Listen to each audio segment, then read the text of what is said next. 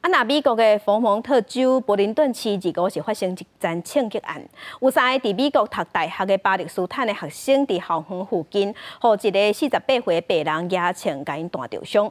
警方伫2日有抓到这个嫌犯，不过即马还阁调查伊的动机。嫌犯伫法庭顶头是拒绝认罪，即马已经互法官下令爱收押，嘛袂使交保。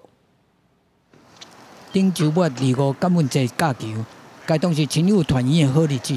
美国佛蒙特州小城柏林顿市所发生枪击，3个巴勒斯坦裔的大学生伫街仔路，互一个白人的枪手连续开4枪，致使3个人吊伤送医接受治疗，其中一个肋骨着症伤势较严重。They were speaking in a mixture of English and Arabic, which is their wont.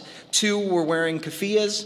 And they had no knowledge of this individual, had not encountered him before. He stepped off a porch and produced a firearm and began discharging that firearm. 警方伫第2天抓到48岁嫌犯伊顿，不过伊对3项企图谋杀罪拢拒绝认罪，犯案动机目前也唔知。法官下令关押，袂使交保。警方讲，3个受害者拢是20岁，有2个是美国公民，另外1个是合法的居民。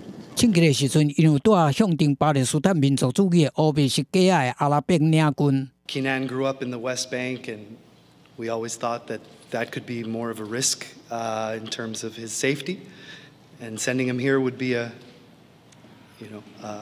the right decision. And we feel somehow betrayed in that decision here. 被害者家属发布联合声明，呼吁当局按受犯罪的角度调查这个事件。美国阿拉伯反歧视委员会全国执行长嘛讲，反阿拉伯甲反巴勒斯坦的情绪唱悬，这个事件正是受分转暴力的案例。按10月初7，以色列和巴勒斯坦武装组织哈马斯发生武力冲突以来，美国各地反伊斯兰甲反犹太主义事件同时阵来增加。美国总统拜登对这个枪击事件感觉着惊，强调美国绝对无容忍暴力甲仇恨。公视新闻江文编译。